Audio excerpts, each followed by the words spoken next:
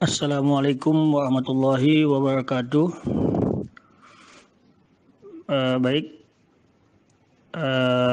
pada kesempatan kali ini kami dari kelompok 3 akan mempresentasikan mata kuliah pendekatan dan model pengembangan kurikulum. Yang terhormat, saya sampaikan kepada Dr. Bambang selaku dosen pengampu mata kuliah ini, dan yang saya hormati juga kawan-kawan sekalian yang mudah-mudahan selalu diberikan kesehatan dan keberkahan oleh Allah Subhanahu wa taala untuk mencapai semua cita-cita kita semua nanti. Amin.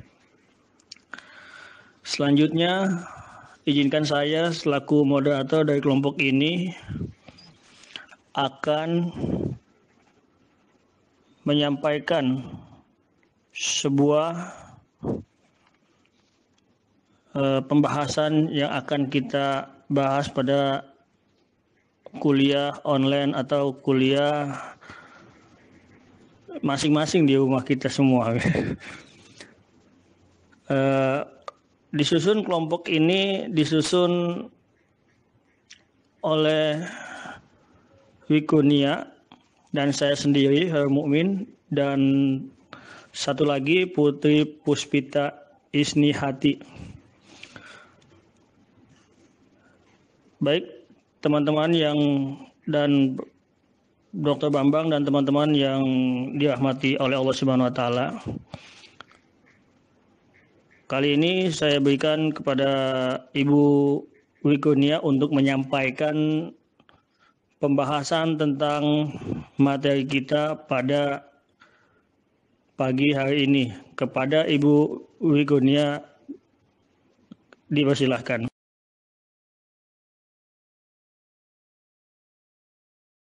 Assalamualaikum warahmatullahi wabarakatuh.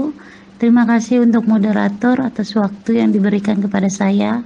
Saya akan menjelaskan yang pertama, yaitu tentang pendekatan pengembangan kurikulum. Apa itu dalam pengertian sebuah pendekatan pengembangan kurikulum? Pendekatan pengembangan kurikulum yaitu menunjuk pada titik tolak atau sudut pandang secara umum tentang proses pengembangan kurikulum. Jadi, di dalam pendekatan pengembangan kurikulum ini memandang tentang sudut pandang atau bagaimana proses dalam pengembangan kurikulum tersebut.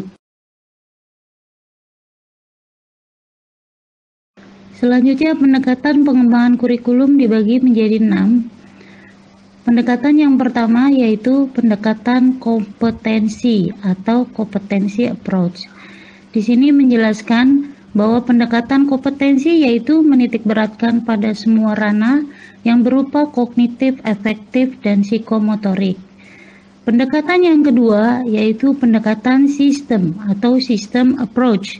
Di sini menjelaskan penggunaan berbagai konsep yang serasi dari teori sistem yang umum untuk memahami teori organisasi dan praktek manajemen.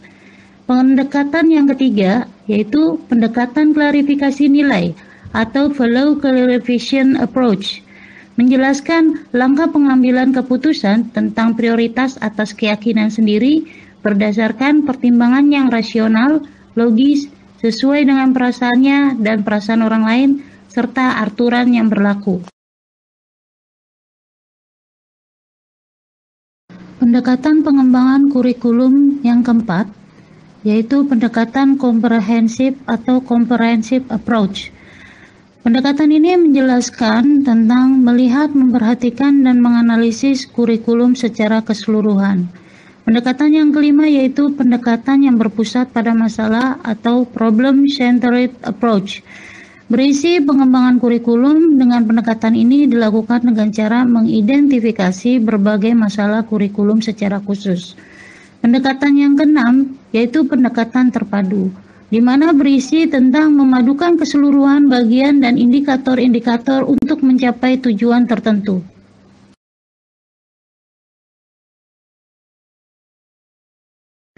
Berikutnya saya menjelaskan tentang model pengembangan kurikulum.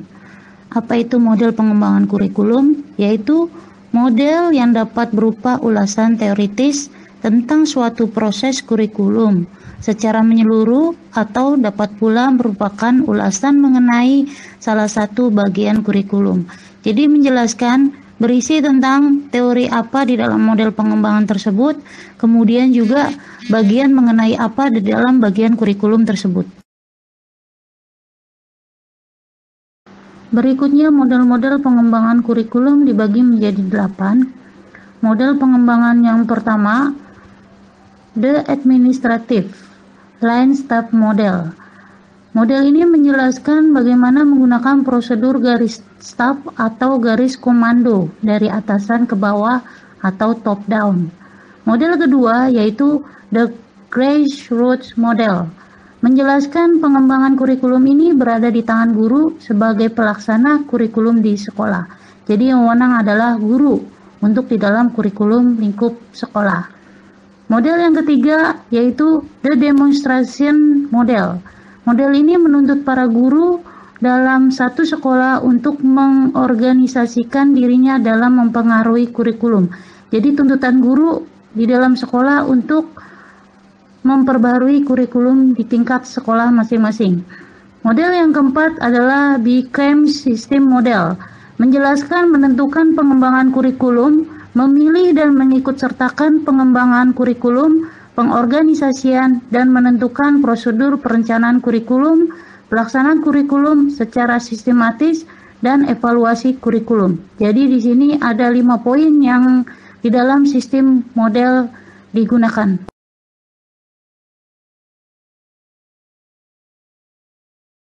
Model pengembangan kurikulum yang kelima yaitu Tabet's Inverted Model.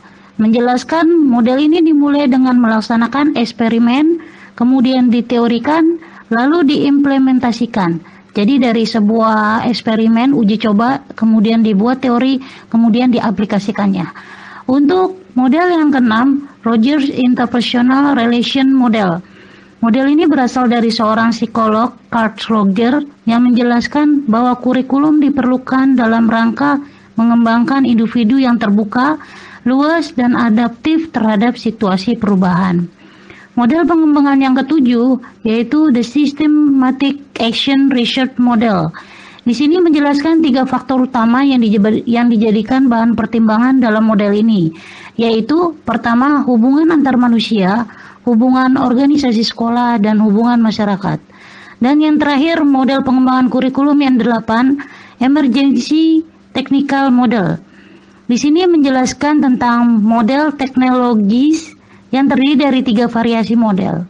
Variasi model yang pertama analisis tingkah laku, model kedua analisis sistem, dan model ketiga model berdasarkan komputer. Demikian penjelasan tentang pendekatan dan model pengembangan kurikulum. Selanjutnya saya serahkan ke moderator. Terima kasih.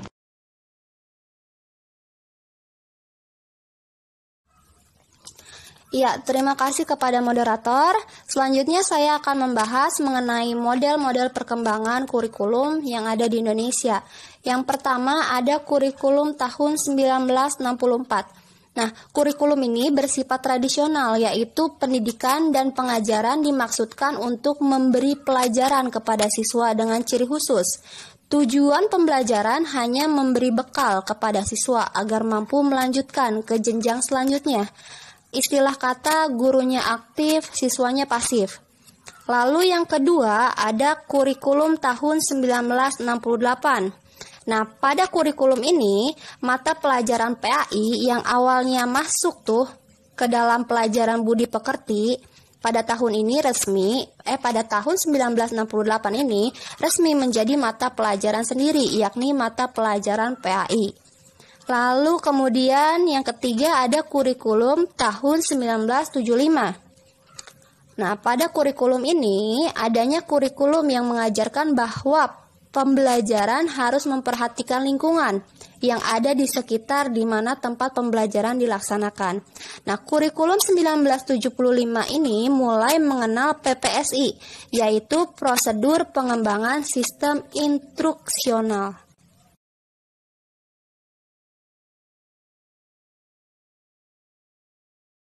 Ya, kita lanjut ke slide berikutnya. yaitu ada yang keempat, kurikulum tahun 1984. Nah, dalam kurikulum ini, pola pembelajarannya itu dua arah, yaitu siswa ikut aktif dalam pembelajaran mata pelajaran tertentu. Nah, kurikulum 1984 ini mengenal adanya sistem semester untuk jenjang SMP dan SMA, sedangkan SD itu masih catur bulan. Lalu yang kelima, itu ada kurikulum tahun 1994.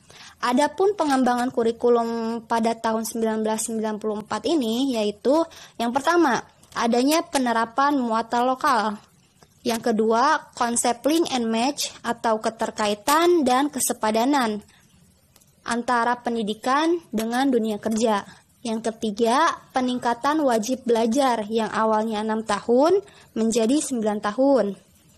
Lalu ada kurikulum tahun 1999 yang keenam.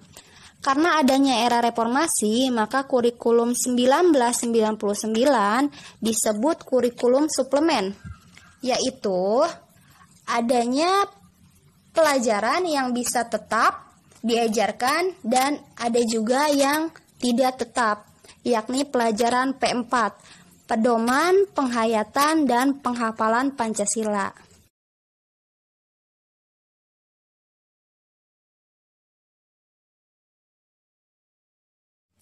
Ya, pada slide berikutnya ada ketujuh, kurikulum tahun 2004, kurikulum berbasis kompetensi atau KBK. Ciri khusus KBK ini yang pertama lebih mengutamakan kemampuan, yang kedua menekankan kepada bantuan alat, yang ketiga evaluasi lebih menekankan kepada kemampuan dan kecepatan masing-masing siswa. Yang keempat, berbasis kinerja atau lebih menekankan kinerja siswa. Lalu kita akan membahas kurikulum 2006-2007 yang ke-8. Kurikulum tingkat satuan pendidikan atau KTSP. Nah, dalam KTSP ini memberikan kebebasan pada masing-masing sekolah. KTSP memberikan kebebasan atau otonomi pada tingkatan sekolah. Artinya, kepada sekolah dan guru memiliki keleluasaan dalam mengembangkan kurikulum secara tepat dan proporsional. Lalu ke-9 ada kurikulum 2013. Kurtilas, kurikulum 2013 atau Kurtilas mencoba mengurangi beban guru secara ADM atau administratif, yang kemudian guru hanya akan terfokus pada proses pembelajaran. Nah, kurikulum 2013 ini dirancang dengan karakteristik sebagai berikut. Yang pertama, mengembangkan keseimbangan antara pengembangan sikap spiritual dan sosial, rasa ingin tahu, kreativitas, kerjasama dengan kemampuan intelektual.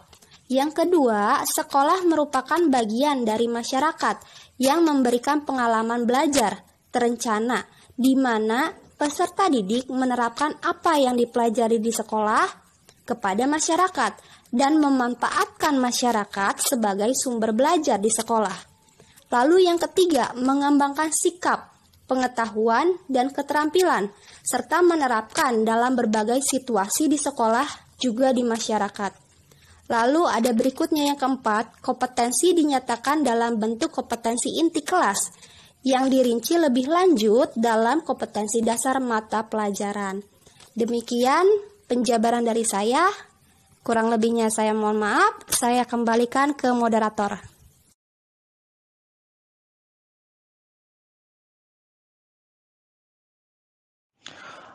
Alhamdulillah, terima kasih atas penyampaian slide demi slide yang tadi disampaikan oleh Ibu Wigonia dan Ibu Puspita. Kali ini kita akan menyimpulkan pendekatan dapat diartikan sebagai titik total atau sudut pandang seseorang terhadap suatu proses tertentu. Istilah pendekatan merujuk kepada pandangan tentang terjadinya suatu proses yang sifatnya masih sangat umum.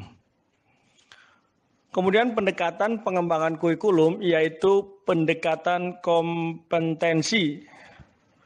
pendekatan sistem, pendekatan klarifikasi nilai, pendekatan komprehensif, pendekatan yang berpusat pada masalah atau problem, dan pendekatan terpadu.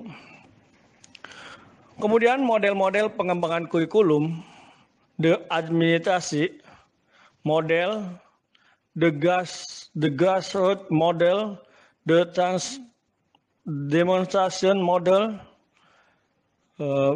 Bauckham system model, Taba Imported model, Roger interpersonal relation model, the systematic action research model, emerging technical model. Model-model pengembangan kurikulum di Indonesia, kurikulum tahun 1964, kemudian ada kurikulum tahun 1968, kemudian ada kurikulum tahun 1975. Kemudian ada kurikulum tahun 1984.